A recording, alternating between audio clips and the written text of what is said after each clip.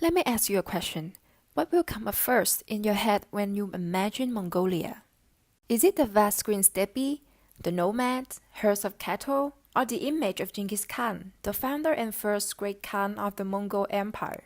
Well, it's true that Mongolia is commonly attached to those images, but in this video, I want to discover another aspect of Mongolia, which is music. Or, to be more specific, it is pop music. It's true that music plays a vital role in the nomadic society of Mongolia, but the thing is, not all kinds of music were allowed during the communist era of the country, and pop music was not an exception. And the fact that pop music was forbidden then makes it more intriguing to find the answer to this question. How come a banned music genre all of a sudden became a popularly used propaganda tool by the Mongolian Communist Party and then was transformed into a promoting tool after the collapse of the communism regime? Now, let's talk about pop music. Popular music such as rock and hip-hop music is part of the pop culture and widely consumed by people around the world and has been given a broad welcome. And back to the 1960s, it can be said that pop music took off with the presentation of many famous pop bands such as the Beatles, the Rolling Stones, Queen, and Exaggerate. Technically, it was no doubt about the influential power of pop music, and the genre was warmly welcomed by legions of global fans. Well, though as a global phenomenon, pop music cannot avoid the fact that it would come up against opposition. The opposition that I'm mentioning here was of the Communist Party of Mongolia. And yes, there is a fact that pop music was originally unpopular in Mongolia. Called popular music, but it was not popular, and that was what happened in Mongolia in the 1960s. Well, before going further on the reason for this phenomenon, let's briefly go through the modern period of Mongolia histories. After the fall of Qing dynasty in China, Mongolia declared its independence in 1911, and 10 years later, once again, the country made an independent declaration with the support from the Soviet Union. And from then on, the Communist Party in Mongolia, which is imbued with Marxism and Leninism, was established. The communist regime lasted throughout the 20th century, and after the collapse of the Soviet Union in 1991, the country made a peaceful political transition to democracy. So, why was popular music originally not popular in Mongolia? According to the ideology of communism, every Western cultural element was considered as capitalist products, which was layered with inappropriate ideology. Well, for instance, blue jeans and ballpoint pens were not allowed. So, in this context, sentimental ballads and rock and roll songs were believed to be spreading the subversive ideas and be harmful to the Communist Party.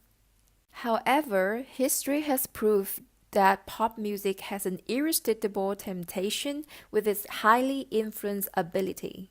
The Soviet-backed government found that they could make use of pop music to manipulate the people and to spread their ideology, and thus came the presentation of the government music band, Sire or Dean, or cultural jewels.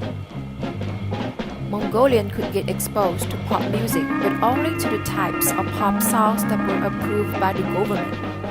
And not only the song's lyrics, but also performers' stage clothes were specifically instructed by the government. Technically, pop music served as a tool for manipulating the populace rather than a form of entertainment in Mongolia back then.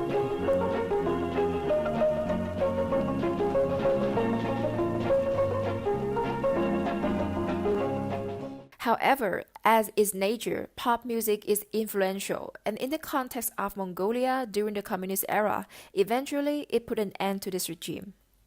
After the lead singer of Sawyer or Dean risked performing its own song about Genghis Khan, a taboo topic still, the relationship between the government and the Mongolian was cracking.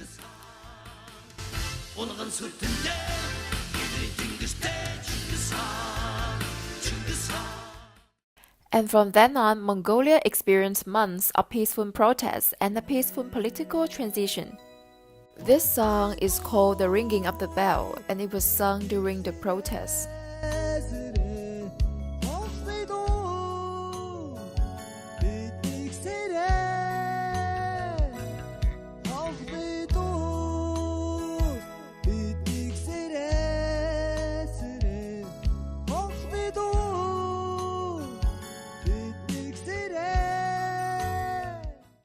Post-communism era, Mongolian rock music.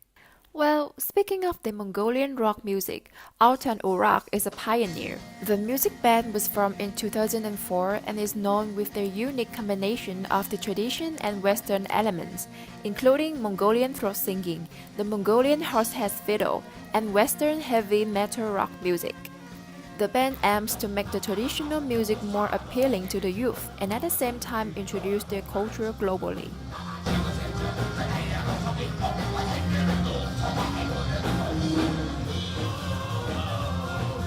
And in order to achieve the goal, they decorated and electrified the horsehead fiddles, and the band finally succeeded when their music was featured in the Netflix TV series Marco Polo.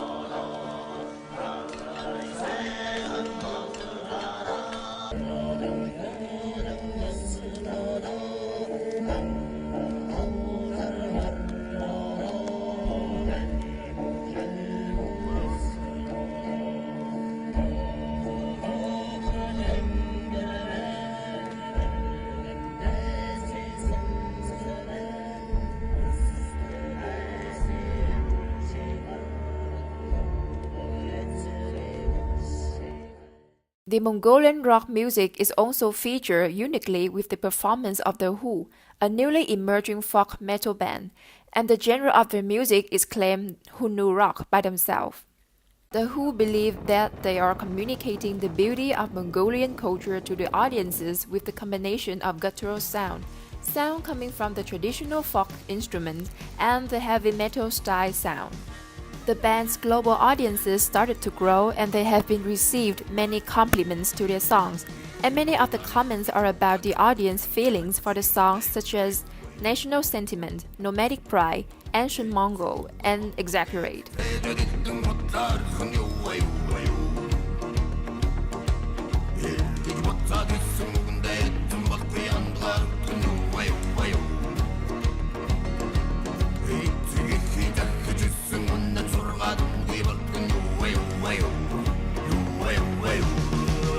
The role of pop music in the context of Mongolia is more than just a means to popularize the Mongolian culture. In the past, pop music once was exploited to serve the Soviet-backed government's propaganda purpose, and years later, the new government of Mongolia still considered pop music as a means of promoting their political campaigns. Mongolian hip-hop. The use of pop music, or hip-hop in this case, in the election campaigns of the two largest political parties in Mongolia, the Mongolian People's Party and the Democratic Party, indicates two different messages imbued with two distinct ideologies.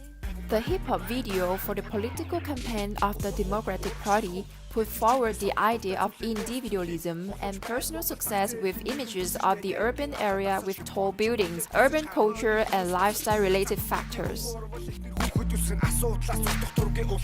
Meanwhile, the one from the Mongolian People's Party mainly focuses on the sense of community and shared values, and the video was set up in the context of natural surroundings. The presence of pop music in politics is not new. In fact, it already emerged during the communist era in which the former government took advantage of the genre to manipulate the populace. And in the context of the new Mongolia, pop music plays an influential role in conveying messages instead. The role of pop music in Mongolia changed throughout its country's history. from being utterly opposed to becoming a government's tool for propaganda purposes under the communist regime, and later in the post-communist era, the genre started to be a promoting tool of the youth for cultural introduction. It can be said pop music in the context of Mongolia is not simply for entertaining purposes only, but is also one of the contributing factors to the political and cultural development of the nation.